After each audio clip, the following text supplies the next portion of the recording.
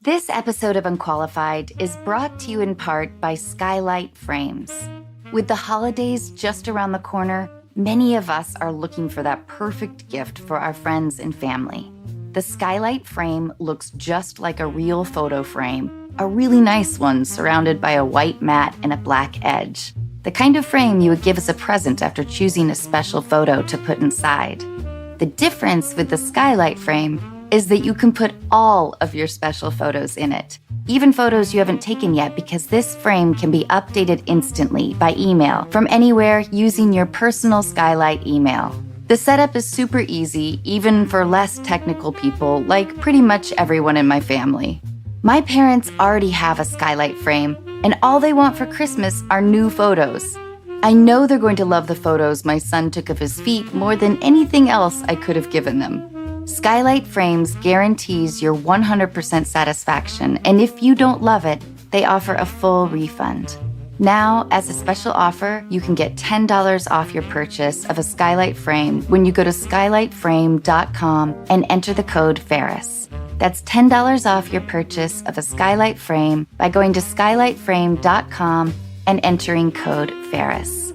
That's SKYLIGHTFRAME.com, promo code FARIS.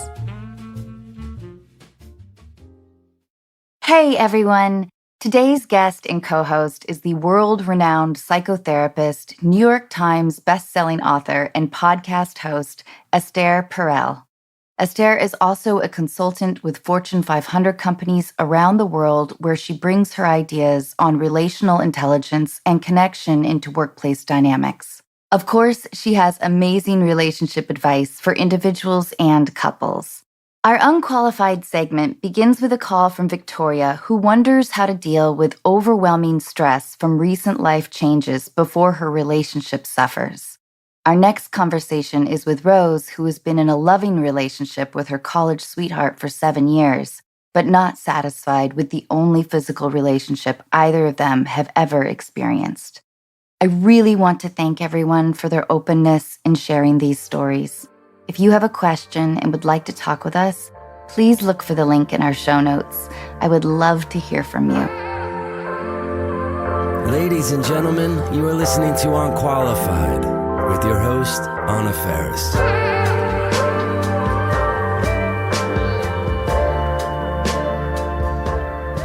Esther, I can't thank you enough for joining us today.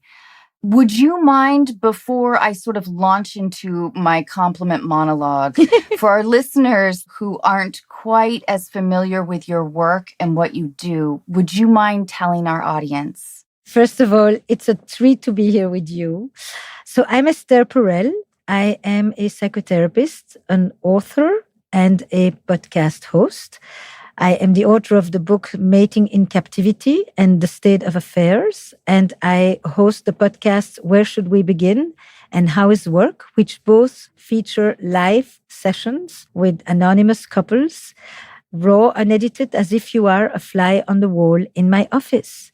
And my passion is relationships between people primarily, with my deep belief that it is the quality of our relationships that determines the quality of our lives. I have been binging your podcast, and I love how you frame situations and people's issues in such an incredibly thoughtful and insightful way. Thank you. You mentioned somewhere along the way that the study of languages has helped you essentially with the study of humanity. Yes. So I happen to speak 9 languages, and I think that it is the learning of the languages and the experiences in those languages who I become, how I see the world, how my patients who speak those languages talk, and how I hear them differently because of the language in which they articulate their predicaments. It became really my lens into the world, my lens into people, because I translate. And when you translate, you have to listen with a particular attention because you can't assume that you know. So you always ask, does this mean that? What does this mean? How do you say this? When a person uses a word, you say, what does that word mean for you?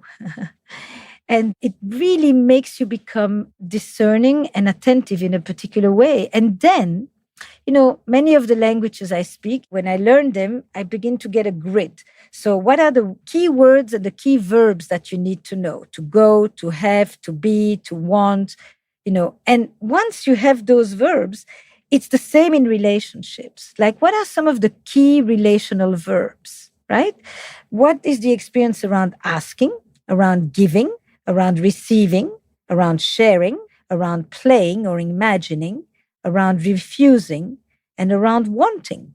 And if you ask people to examine themselves vis-a-vis those verbs in their relationships, you get quite a beautiful profile of their relational life. Esther, will you tell our listeners about your parents' extraordinary lives? Yes. It's so interesting because for so many decades living in the United States, I just said, I am from Belgium.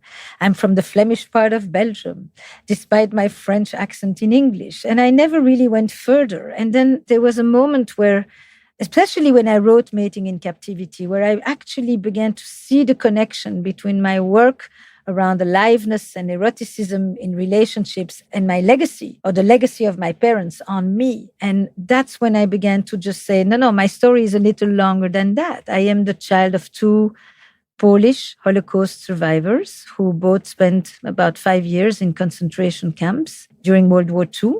And they both came out completely alone after losing their 9 and 7 siblings, respectively, and parents, etc.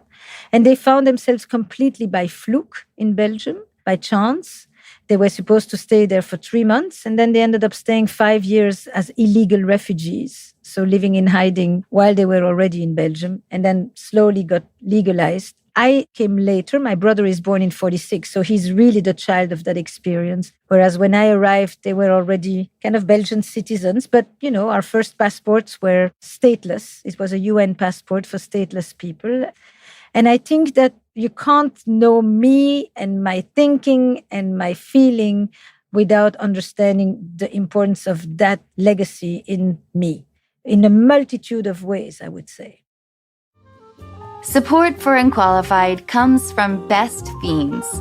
This holiday season, whenever there are tables to be set, pots to be stirred, dishes to be washed, or uncomfortable conversations to be had, why not disappear into your childhood bedroom to play the only Match 3 style game worth playing? It's the one with an actual storyline, cool collectible characters, and non-stop action-packed adventure. It's the one with literally thousands of challenging puzzles to solve.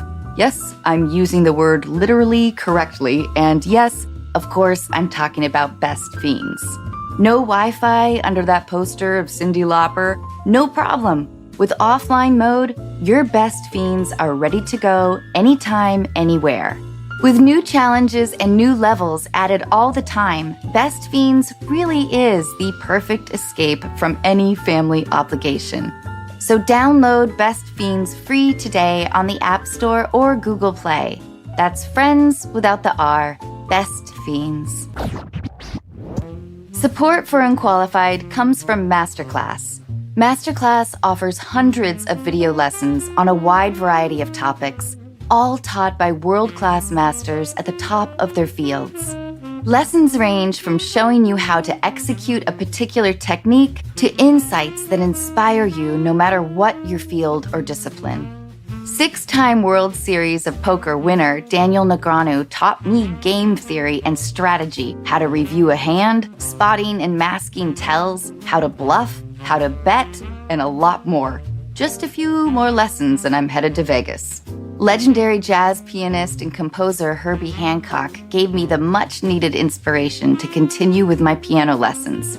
What if Miss Susan was right and practicing 4 minutes a week wasn't enough to become truly great? After all these years, I vowed to finally make my mom and Miss Susan proud. Later tonight, I'm taking a class from Dan Brown, whose approach to creating suspense and character almost guarantees that my story about the noise that woke me up last night becomes a bestseller. Trying something new can be challenging, but with Masterclass, that thing you've always wanted to do is closer than you think, and you can explore your interests anytime, anywhere, and at your own pace.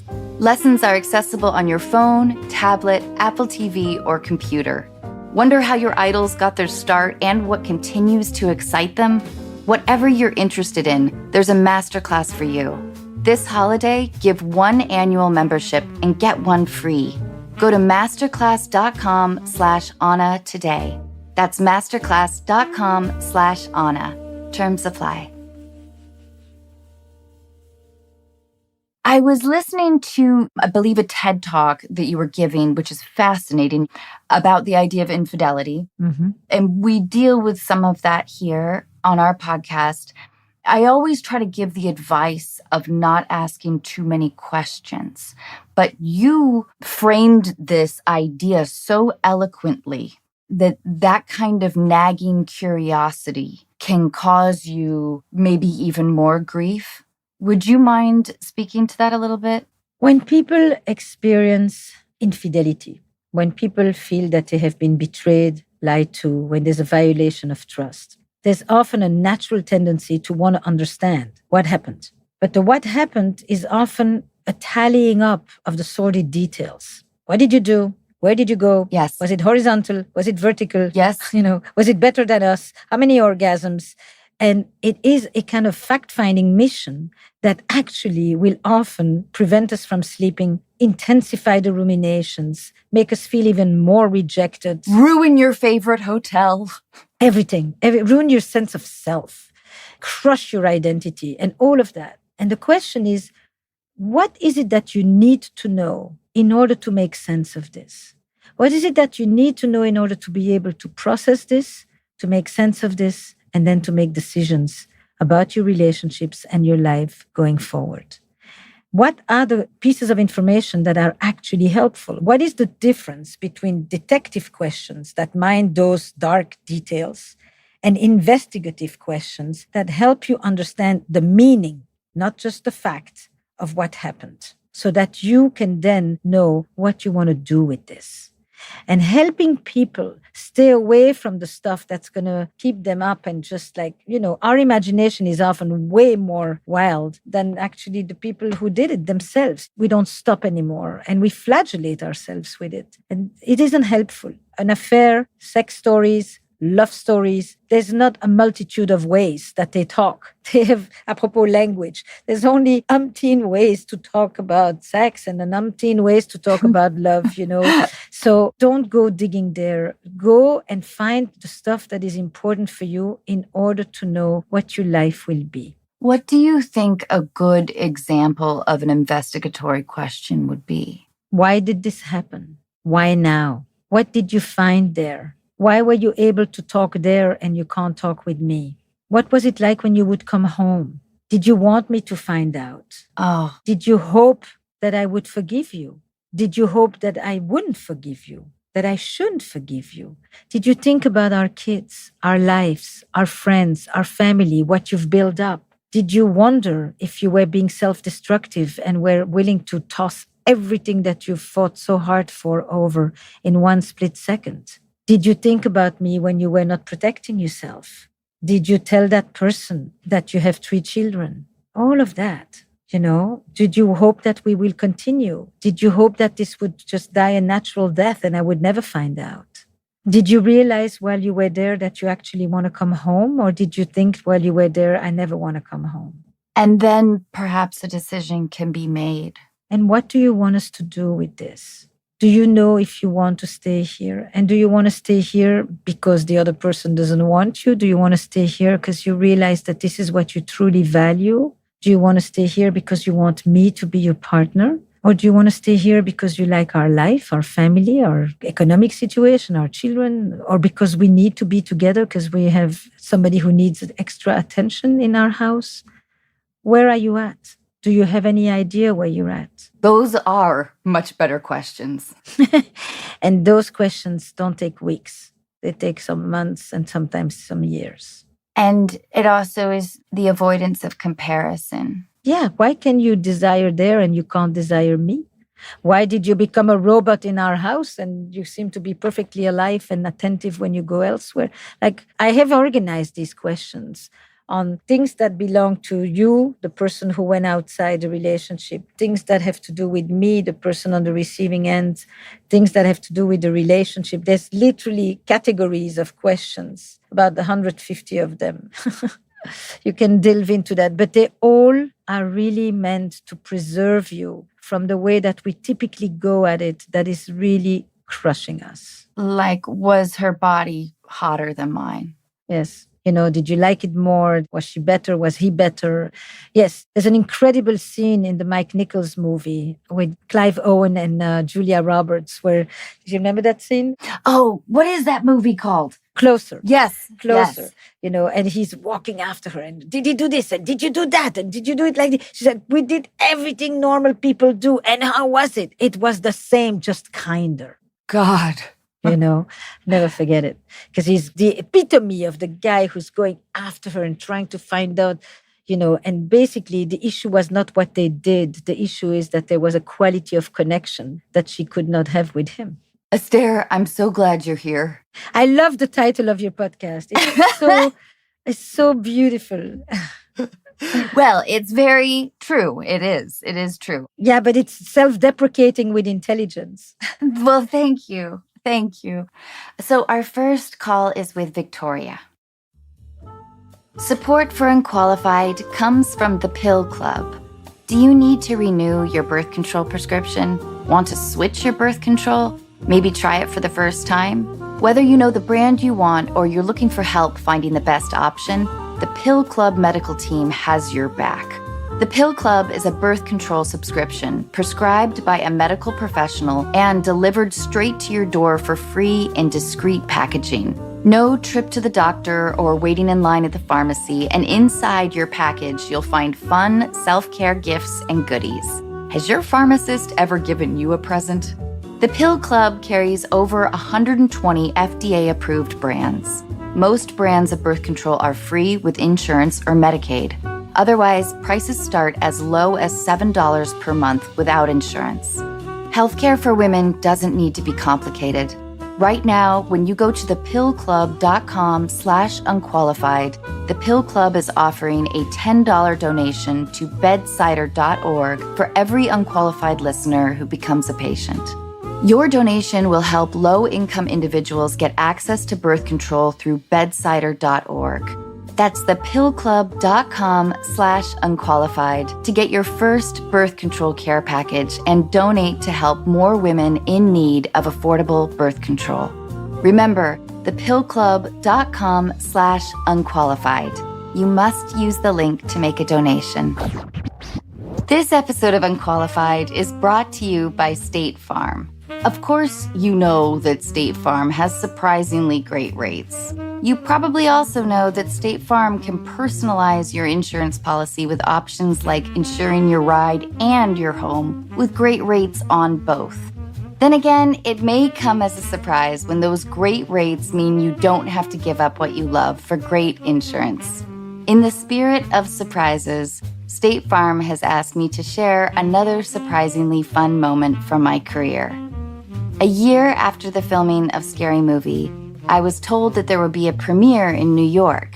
I had never been to a premiere, but since I could barely afford my 250 square foot apartment and 1994 Honda Accord, I was pretty sure I wouldn't be attending this one. After explaining this to my manager, he laughed. So I went along with the joke just as I had during filming. At this point, I still thought Scary Movie was a horror film. A week later, I found myself in a New York hotel room getting ready for the premiere. The hair and makeup team was a little confused that my hair was now blonde instead of the dark brown it had been in the movie. All was forgotten when someone showed up with a beautiful Armani dress. With everyone fussing over me, I felt a little bit like Cinderella. Stepping onto the red carpet was an out-of-body experience, and one of my clearest memories was when I overheard a photographer ask if he should take photos of the blonde chick. I was surprised when I heard someone tell him that the blonde chick was the star of the movie. Here at Unqualified, we love State Farm because they provide coverage that meets your needs at a great price. And remember, Like a good neighbor, State Farm is there with surprisingly great rates. Call or go to statefarm.com for a quote today.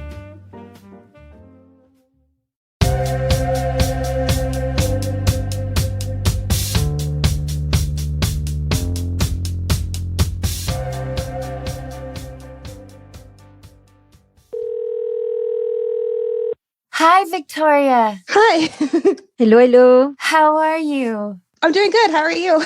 Oh, we're great. Will you tell our listeners what's going on? Yes, I am very nervous. I'm sorry if I mix up my words. Oh, don't worry. I always get so nervous, and I've done like 400 of these. I'm like Oh, sweating.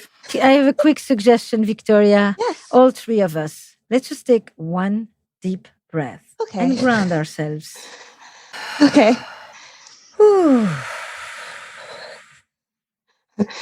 Okay. That helps a little Okay. bit. So I'm calling today. I need some advice on dealing with stress.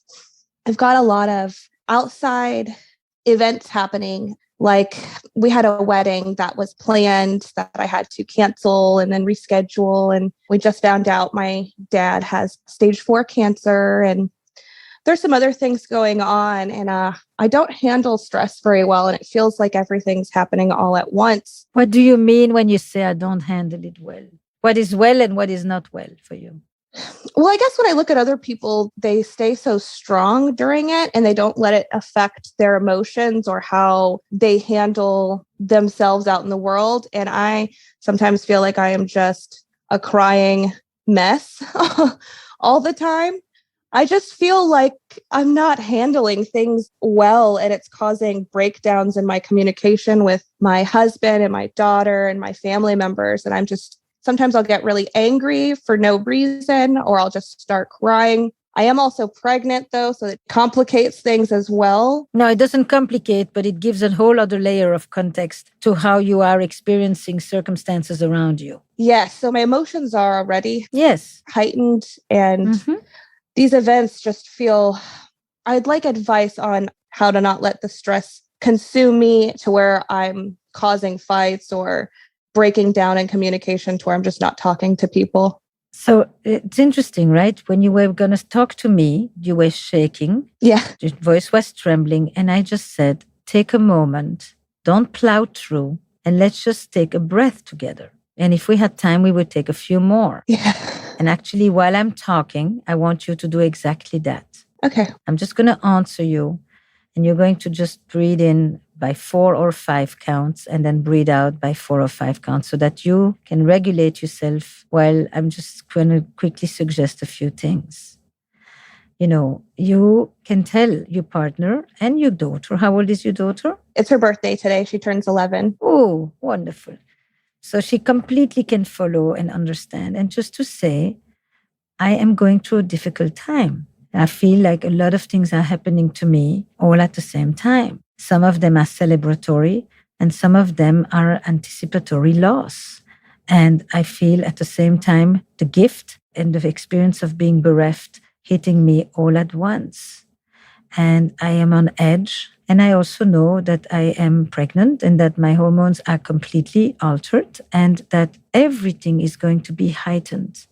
And I'm well aware that I'm snapping or that sometimes I'm reacting to things and it's intense and it looks like it comes from nowhere. And I really appreciate that I can feel safe enough to be this way with you. But I also need you to call me out on it when you feel like I'm unfairly jumping or reacting. And what really helps me is if you can come and hold my hand at that moment. And you can say this to your partner, and you can say this for sure to your daughter. If you come and hold me at that moment or hold my hand, it just helps me release it. And because it's going to be like that for a while. Yeah. So it's a 2-part thing. A, I acknowledge that this is what's happening. B, this is what helps me in those moments. C, this is what I'm going to try to take responsibility for myself. Yeah. I think sometimes I just feel like my emotions are a burden sometimes for other people because I know that my family is also going through a hard time. But you burden them more when you are just basically reactive without a context and without boundaries. So when you say, I know that I just reacted very strongly. I know I just got angry about this or got upset about that or got rigid here or got unreasonable there. That says, I know what I'm doing. It's not just I'm dumping on you and you're not responsible for it. But here is what helps me. People like to be helpful. People like to know what to do. People don't like to feel dumped on. And it feels overwhelming because you are overwhelmed. Yeah. And so it just says, I'm overwhelmed at this moment and I'm aware of it. And if I know what's happening to me that I'm also doing to you, then people don't feel that you're dumping on them. Okay.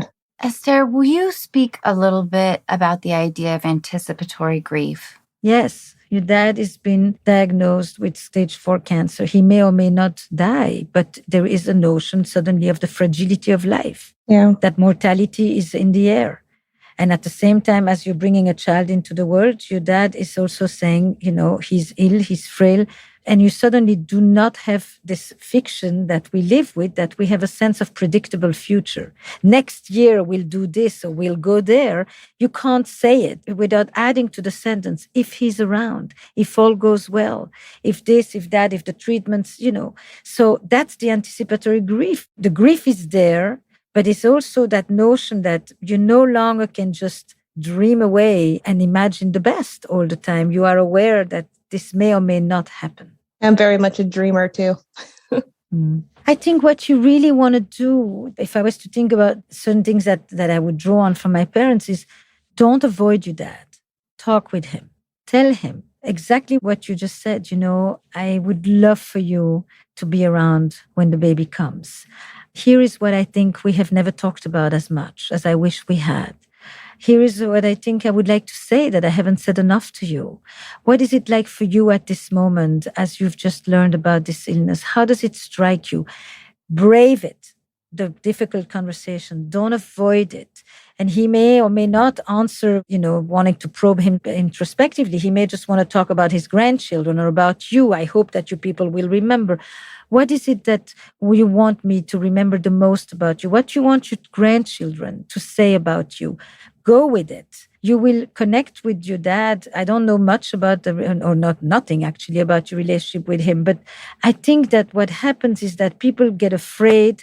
They just want to talk about the doctor said and the treatment and the radio and the chemo, rather than to talk about how one person wants to die has everything to say with how one person wants to live. Yeah. So anchor that. Go to him and say, Dad, we don't ever talk about these things. That's not the way we are in the family. But you know what? This thing is giving us an opportunity that we've never taken. I really like that. I think there are some conversations to be had, and I've definitely been too scared to have some of them. As you can see, I'm a very kind of anxious, nervous kind of person. But until you ground yourself, you're anxious because you're fluttering around. Yeah. But once you've put your feet down and you say, I'm going to do this, you do enter into the zone and then you own it. So the anxiety is before. Yeah. Like right now, your breath has changed. You're no longer shaking, correct? Yeah. It is a little bit there, but it's not nearly that thing that you had when... Yes, I'm so sorry. No, it's not about it being sorry. It's, you're moved, you're excited, we get to talk. It's normal. It's not a thing to avoid. But from that place, now that we're sinking in, when you sit with him and you say, I've been really thinking about this and I have to say, it makes me nervous. We've never done this and I'm not used to this. But I decided that I do not want later on to say, I wish I had and I didn't. Yeah. So now, Dad, let's talk. Esther, does being aware that you are given to those moments of anxiety or nervousness, does understanding make it easier or just lead to rumination? I think of it as stage fright. I have tremendous stage fright. Nobody would necessarily know that. But before I go on, it's like I am breathing exactly the way Victoria was breathing. I run to the bathroom. I suddenly think like I can't remember anything. I'm seeing blank. And then when I arrive, I develop this thing where I start to cough. It's like a tic, like a reflux. I cough, but I now know that it's literally before I go up. And then there's a moment, a few minutes into it, where I just drop in. And then it's all gone. All the tics, all the symptoms, everything suddenly is over.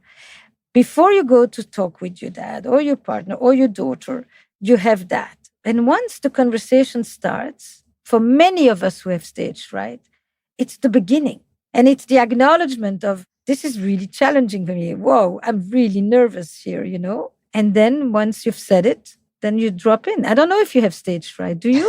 Yeah, I do. I've always had really bad anxiety. I think in your letter, you also wrote that you're in the middle of remodeling, and that's like minutia stress where you're like washing your dishes in the bathroom for a year. Pretty much. I mean, listen, you're dealing with the most stressful events of life, right? You're dealing with illness, you're dealing with moving, you're dealing with pregnancy. So instead of saying, I am stressed, you can say, I am currently facing at the same time a number of major stressors in anybody's life. And I don't know which neighbor's house you've gone to look at to think that other people, manage this smoothly and wrinkle-free. It's not. It's never. I think I'm just really hard on myself. That's a different story. Yeah. Instead of saying, I'm dealing with these very challenging things, it becomes, I should be dealing with these things as if they're not challenging at all and just sail smoothly. Yeah. And because I'm not, I think I'm stressed. No, you have good reasons to be on a heightened mode at this moment. And so it's about how do you bring yourself down so that you can handle the things that you need to do. But by definition, these are challenging experiences, all of them. Especially after a year and a half of kind of this reflective, anxious, grief-stricken period that we've all had. I've really noticed our listeners putting a lot of pressure on themselves to get things figured out lately. I think during last summer, we would talk to listeners who felt incredibly reflective about their lives. And now people, I've really noticed, are putting a lot of pressure to make big decisions to get things all figured out. And I'm very much like that, very much always in the future or the past. And I know I need to be in the here and now and appreciate. No. Being in the here and now is for you, is maybe appreciate things, but it's primarily giving yourself the permission to actually feel what you are feeling and understand that there is a reason for why you are upset, anxious, worried, frazzled, all of that. It's more that if you don't fight against it, it just will pass through you a little bit more. Yeah. And by the way, the other people in your house are probably feeling some of those things too. You can talk with your daughter and just say, how are we doing? How are we doing? And at the end of every day, from 1 to 10, how we did today, I had dips of 2, but then I went back up to 6. And it becomes a kind of, let's track ourselves together as we are living this shared reality. And then you can also show her how to deal with those tensions and those stressors. Yeah. And I'm also worried I'm showing her how to handle things wrong. And it's just like... That's more of the same critical voice. I know. I'm so bad about that. She's so sweet, though. She comes home now, and I think she can tell that I know she can tell I'm on edge, but for the past 2 weeks or about a week or two, she's come home and every day she's like, I'm going to ask you every day, how was your day? And I was like, that's very sweet, Suri. Oh my gosh, that's amazing. That kind of caring empathy, she learned that from you. Yeah, I hope so. And Esther, what kind of conversation can Victoria have with her husband? Well, I need a tiny bit about how is he in the midst of this whole thing? He is supportive. He lost both of his parents, so he understands. Recently? Yes. Oh. Yeah. So, and it was traumatic, and so he understands what I'm going through. He is very supportive. I think that what I wish would happen for you is that when you sit with him, it's not just he's supportive to what's happening to me, it's to really be able to sit together and say, we've gone through a lot in a very short amount of time, all three of us, and it's not over. And I want us to it's almost like when people hold hands to say grace. I want to just hold hands together and acknowledge that, because we keep forging ahead and plowing through and trying to stay strong. But in fact, we have been really broken. We have grief. We are in mourning, and we need to acknowledge that. We need to just bring that kindness and that grace inside our house at this moment. And then you can have a family conversation. What is most helpful for each of us when we find ourselves on edge. And you may find that each of you needs something different. And then when your little one comes and says, I'm going to ask you every day, how was your day? You tell her that is one of the kindest things you can do. That in itself makes me feel so good because it's caring, it's attentive, it's sensitive, it's attuned. And I'm going to ask you too. I like that. I do like to ask her, but every day, I don't know. Then you do from 0 to 10. 0 to 10. Ooh, that's good. Or what's one thing that stood out today? Or what's one thing that brought a smile to your face today? Or what's one thing you're grateful for today? Or what's one thing you learned today? There's lots of different ways to make it more precise than how was your day, actually. And you can switch it up and down. But together, this evening, you can say, I sat on this podcast and I began by being really very anxious and very stressed, but also very angry and critical of myself for being anxious and stressed. And so I had no way to go. So I just feel like I'm swallowing my own juices all the time. And then I realized that this is real. We have gone through so much. And if we don't sit for a minute and actually acknowledge this and take it in, it's not going to be good. Yeah. And I just felt like I've been so busy with my stress that I haven't really paid enough attention to all of us. And we are going through this all together. This is not just me. That's very true. I think I've been so consumed by the stress. I'm, as sad as that sounds, I'm only thinking about myself.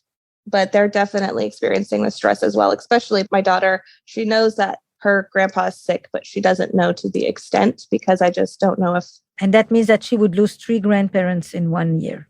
And that needs to be acknowledged and needs to be part of the permitted conversations. And you can say, I've been a bit busy with myself and I haven't paid enough attention to how we are all affected by this.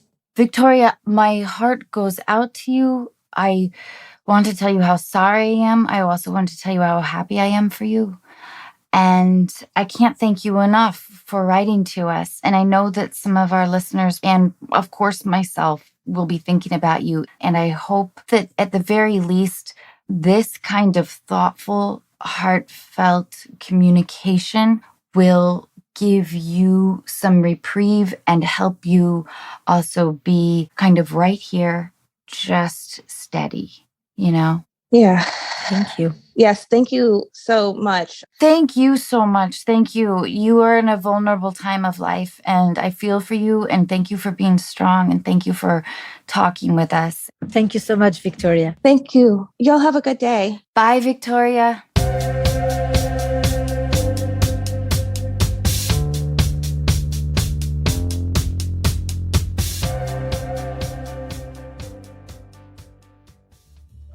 This podcast is sponsored by BetterHelp Online Therapy. The holiday months can be especially challenging, and stigmas around mental health often prevent people from getting the help they need. BetterHelp offers licensed counselors who specialize in many of the things we talk about on our podcast, from relationships and family issues to grief, anxiety, or depression. Many people think that going to therapy is only for so-called crazy people, or that you should wait until things are unbearable before seeking help. But therapy is a tool to utilize before things get worse, and it can help you avoid those lows. We all have emotions, and therapy helps us control them instead of avoiding them. We take care of our bodies by eating healthy, working out, and getting advice from doctors. We should be focusing on our minds just as much. Therapy is an investment in yourself to keep your mind healthy. BetterHelp is customized online therapy that offers video, phone, and even live chat sessions with your therapist, so you don't have to see anyone on camera if you don't want to. It's much more affordable than in-person therapy, and you can be matched with a therapist in under 48 hours. Give it a try and see why over 2 million people have used BetterHelp online therapy. Unqualified listeners get 10% off their first month at betterhelp.com/Faris. That's betterhelp.com/FARIS. This episode of Unqualified is brought to you in part by Audible. Audible's the place for storytime magic, where you can listen to imaginative, heartwarming, and festive stories, original podcasts, audiobooks, and more, all brought to life by incredible performers. Gather your family to enjoy brand new Audible originals like The Cinnamon Bear, exclusives like The Christmas Pig by J.K. Rowling, modern classics like The Princess Bride, and all-time favorites like the Ramona Quimby collection. With Audible, I love how you can always find the perfect title for whatever you're doing, wherever you're going, and for whatever you're feeling. My son loves Audible because no one falls asleep mid-sentence during the best part. With everything you love to listen to all in one place, Audible is your playlist for life. Now's the time to listen together. Go to audible.com/listen together. Listen now, only from Audible. Which is the podcast episode that resonated with you? So many. Recently, the one with the two gentlemen who run the bakery, and the infidelity episode, which we talked about. I'd say all of them resonate with different experiences I've had. Mm-hmm. It's very reassuring in a way. You know, the question I asked you was kind of what touched you, right? Which episode somehow resonated with you? And I think what you're answering is you cite a few of the episodes. If I heard you well, I say things that you have known, but I give you permission to own them. You know, it's not like I say things you've never thought about. It's that you have thought about them. There is something in hearing the way I speak about them with the clients or the couples that gives you the permission to then own those ideas, especially when they are not the most common or popular ways to think about it. You know, I think that sometimes in my way of thinking, there's something counterintuitive. And sometimes there is this is what it looks like, but this is what it's really about. Yes. I grew up in a non-communicative family, a very loving family, but the idea of therapy was considered an indulgence, you know? As it is often. Yeah, it is for many people. And for others, it's an absolute necessity. It's both and. But communicative doesn't just mean we didn't talk or we didn't talk about our feelings. You know, if I asked you, you know, do you know what your parents stand for? What their values are? What are the things that they find most important in life? You'd have an idea? I think so. I think family and children, and I wish they would sometimes stop watching the news. But sometimes when I bring home for the holidays or whatever, these kinds of conversations, my mom gets guarded and confused, a little defensive. Then we end up talking about like the neighbor's kids or whatever. But would they ever play a game with you?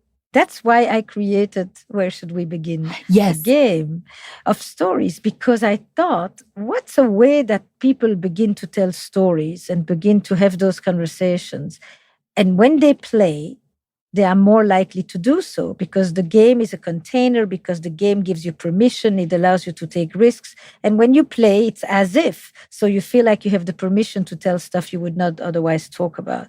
And then you can go home and just pick 20 cards. You don't have to take the whole box. And then just say, can we try something else this year for Thanksgiving? Esther, where can we buy the game? www.estherperel.com/thegame. Awesome. I'm going to order it. But pick a few. Don't take the whole box in front of your mom, because then she'll be like, what is that?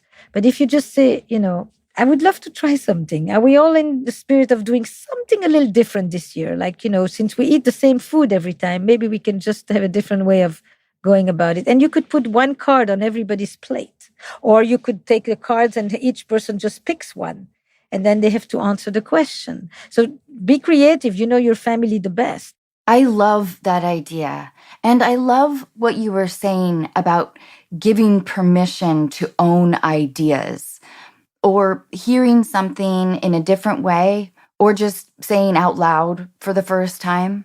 I wanted to ask you how you feel after talking with your clients. If they come and they tell me I was able to talk to my dad in the way that I never could, like Victoria, or I had this amazing conversation afterwards with my daughter, or I told my partner XYZ, and if those things happen and we get that back from Victoria, then I will feel like, wow, that is nice. It's nice to know that you help people get to the place where they want to go. Oh, you're helping me too. As long as it's not like you think that I have all the answers and I'm the expert, we're all swimming in the same pool. I do. But of course I don't. Well, That's why I said, come and see my house. let me worship you for a minute. Okay, shall we talk to Rose? Yeah. Okay. Hi, Rose. Hi, how's it going? Really good. This is Esther, and she's just awesome. Thank you so much for your letter. Will you tell us what's going on? Yeah, of course. Basically, I've been in a relationship with my boyfriend since college. It was my first serious relationship, and we've been together for about 7 years now. We basically lost our virginities to each other, and I love him so much. He's basically my best friend. I tell him basically everything. He knows all of my small quirks. And so yeah, I tell him everything. And we have the normal arguments that all couples have, and I think we resolve them pretty quickly. And the challenge that you have with him at this moment is what?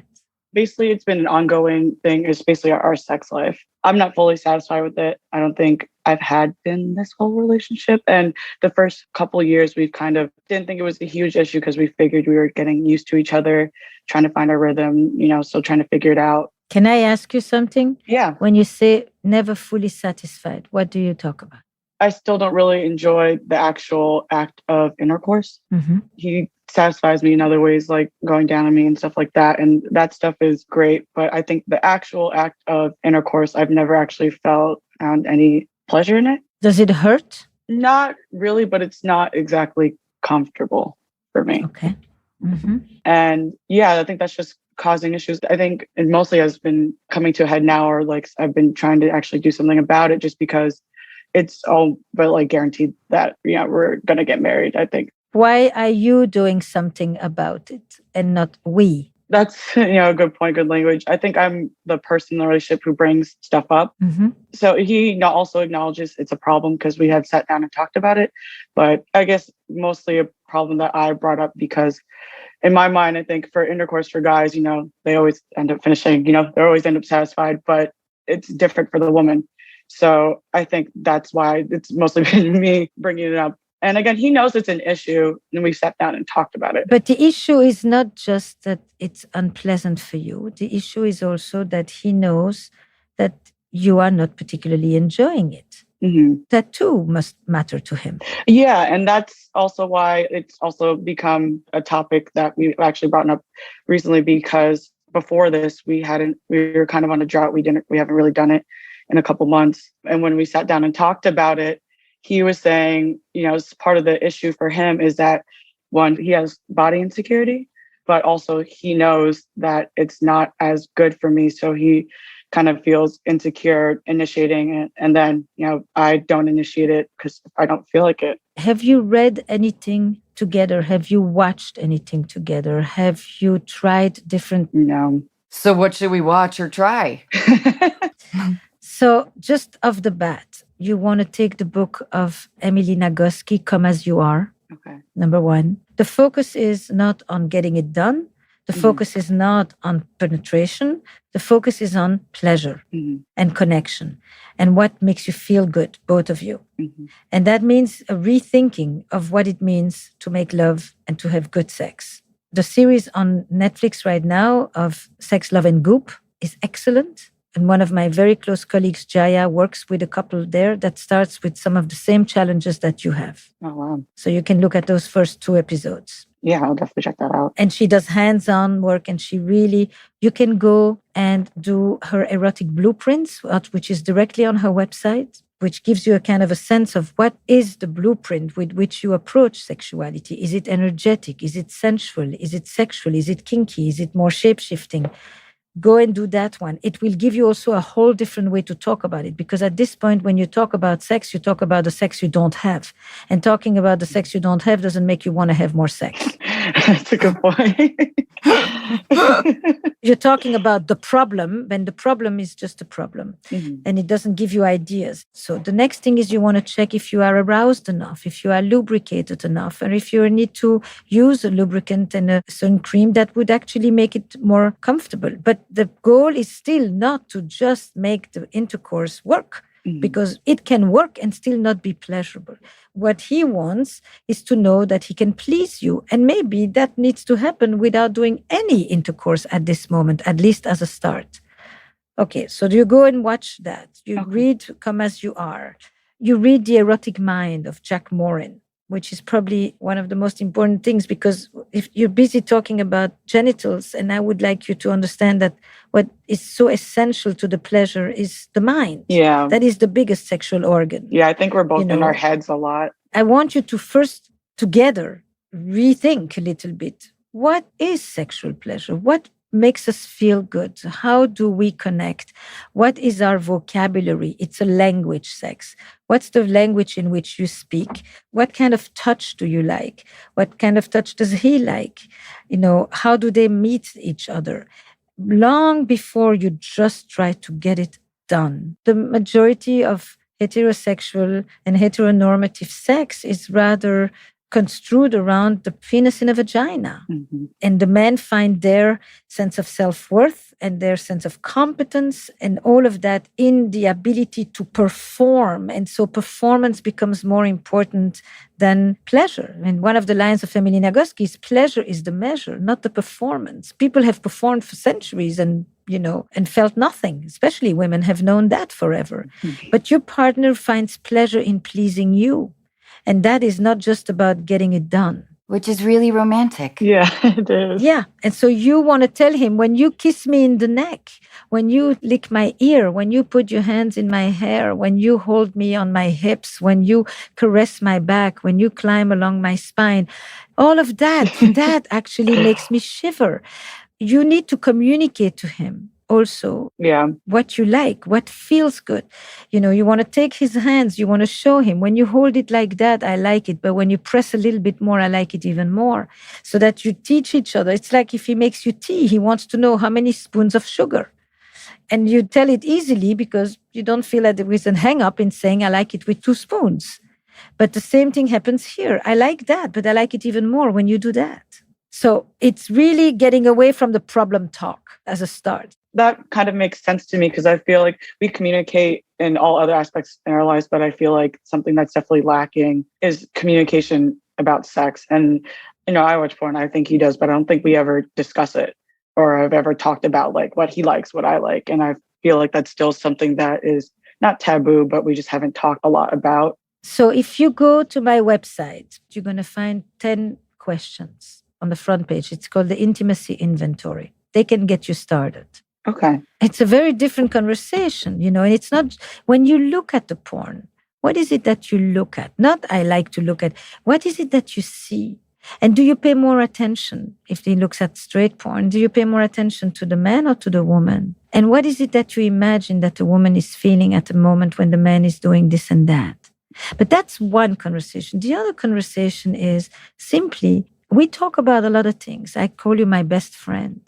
But there is one conversation that is challenging for us, and that's okay, first of all. Every couple, their thing. Some people can't talk about money, some people can't talk about food, some people can't talk about sex. I think we could do better. We met very young, and so we kind of met when we were rather immature about all of this. And I think we should begin to talk about sex together like 25-year-olds and not like 18-year-olds. And I think we can do it. It's a bit weird, So we can read Come As You Are together. We can watch Jaya work together. We can do our blueprint together. We can do we can watch tantric exercises and learn to do breathing and slowing down together and really becoming more aware of our own sensations and sensory responses. And, we're going to be a little uncomfortable because we've never done any of these things. But frankly, why wouldn't we want to have better sex together? And it is something that we can learn. It's not something that we just are supposed to know, and we're not going to learn it necessarily from porn. Some of it may be a little bit here and there, some fantasy stuff. But as a whole, what is it that we think about? What would we like to experience? What kind of story do you like to tell yourself? You can read Mating in Captivity for sure. And I would say you read it together or you listen to it together as you drive, because what you want is stuff that makes you have new conversations. Got it. Yeah, that's something he did bring up when I wrote in my letter, that we had sat down and talked about it and tried to think of solutions. And that was one thing he suggested. It's just like, we need to sit down and talk about what we both like and what we don't like and what is comfortable and what's not comfortable. But you may not know enough. Mhm. And so reading and listening Yeah. and reacting together, you can listen even to some of the Where Should We Begin podcast episodes that are about sex, and then say, is that something that appeals to you? Mhm. Would you want that? Have you ever had experienced this? Do you ever fantasize about that? Do you imagine we could ever do something like that? So you get something to bounce back off. Yeah, I might not know like everything about what I like or do not like. I just have to do the reading or research first. Yeah, that's a really good point. Like, do I like Japanese food? I don't know. Before you introduce me to Japanese food, then I'll taste a few things. Then I'll tell you what I like. If I've never had Japanese food, how would I know? So it's the same thing here. You don't know. He's you first. He's the one that you've been with all these years. There's lots of things that you don't know yet, what you like. That could even happen. And so watching, reading, listening, and then sharing your responses together gives you a whole menu, a smorgasbord. Got it. Rose, well, maybe my only piece of advice. I would be really gentle with him with his body issues. I'm sure you probably are.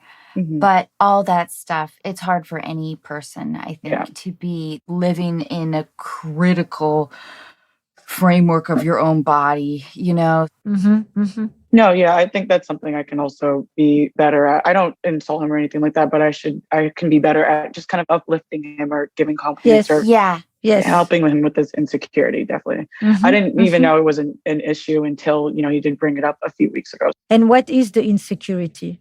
I mean, I think it's, again, knowing that he's not satisfying me, but I think it's also just like in terms of just shape. I think he's probably, like we all did, gained a little bit during the pandemic. And I think he's a little insecure about that. Mm-hmm. So it's that in combination with it, again, him knowing that I'm not enjoying it as much as like he would be. So then he gets all in his head. And that's, a part of the issue. You start by telling him the things that you thoroughly enjoy. It doesn't matter if he has 5 more pounds or 10 more pounds. If the way he kisses you pleases you, that doesn't make a difference. Mm-hmm. It's like the attraction is not just what I see. Mm-hmm. The attraction is also how you touch me, how you kiss me, how you hold me, how you lick me, how you stroke me, all of that. And that's where you give him the confidence. Mm-hmm. Yeah, I could definitely be better with just being more complimentary or just reassuring. So that's definitely something we'll work on. I want to take the word reassuring out of it. Mm-hmm. See, that's the thing. It's like he thinks he's doing it wrong. Mm-hmm. And you're telling him, I don't like it. And much of the talk about sex is about what you don't like and what he can't do. Mm-hmm. That has got to be minimized for a moment so that you can talk about the rest of the sex. Mm-hmm. And that's what you enjoy, what you would like to explore further, what you would like to discover about yourself. When you're young, you just started, and you have enough of the security and the base of the relationship to now say, now let's go on an adventure. I love this. And I love how your face lights up, Rose, when you speak about him. Like, I'm so rooting for you guys. Thank you. And I think that this could be a really fun part of your relationship. Beautiful. Yeah, Beautiful. I mean, we've been together for so long, and I think things can get stale sometimes. So definitely taking on, no, I don't want to call it a challenge because that's probably the wrong language, but An adventure. Yeah. yeah. And I feel like we always think we know everything about each other, and this is just kind of a new chapter to discover things we don't know about each other yet. And to see it as something positive, Mm-hmm. to see it as it's a good curiosity. That's a good point. Yeah. Now, this is the next thing we're going to explore together. And that's the adventure. Mm. It's like we're going to discover who we are and also who we can be together. You're going to be proud on your honeymoon. You're going to be like, yeah. That's the goal. And yeah, that's also a good point, just to keep a positive mindset instead of thinking of it as a negative challenge. It's an adventure, and I'm excited to figure this out. Yes. And by the way, this adventure and this exploration has no shelf life. It doesn't end at a certain age. Mm-hmm. It's a course of life. What one likes sexually, how one communicates sexually, what one likes to give and receive and experience and feel. It changes, just so you know. This is not like you're going to find it out and this is it for the rest of your life. Mm-hmm. It changes as you grow and as you evolve and as you get older, etc. So the mindset I want you to enter is a mindset for life. It's not just for now. They're constantly evolving. And you're not fixing a problem. You're not fixing a problem. Something has become a problem because there is not enough available around you that says, when you have this issue, this is how you can go and do and find out what to do about it. And so then it becomes a problem. The penis cannot function properly to please the woman, and then she doesn't like it, and then she begins to avoid it because she knows that this is what's coming. And so then she doesn't want to do it. Do it. Because it's not going to be pleasant. And then he feels frustrated because he can't please her and he doesn't know what to do. And now we have a problem. And my one last piece of advice, Rose, would be to keep this intimate between you two. Yeah. Resist the temptation to talk about it with your girlfriends. It can be like an inside secret between the two of you that's just yours. And that will also bring you closer. And that's a lot of the reason why I kind of wanted to come to you guys. Just you have an outside perspective. You don't know me or my boyfriend.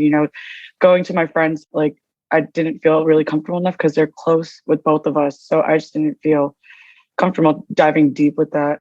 So have fun on your adventure. Thank you. And I'm really honored. Thank you so much for writing to us. Thank you, Rose. Thank you very much. Thank you so much for accepting my letter. And you have no idea how much your letter will help our listeners as well. It makes me feel comfortable knowing that everybody is, totally not having issues, but, this could relate with somebody. Thanks for being so open. And I'm also really happy for you. Thank you so much. Thank you so much. Thank you, Rose. It was so nice to meet you. You too.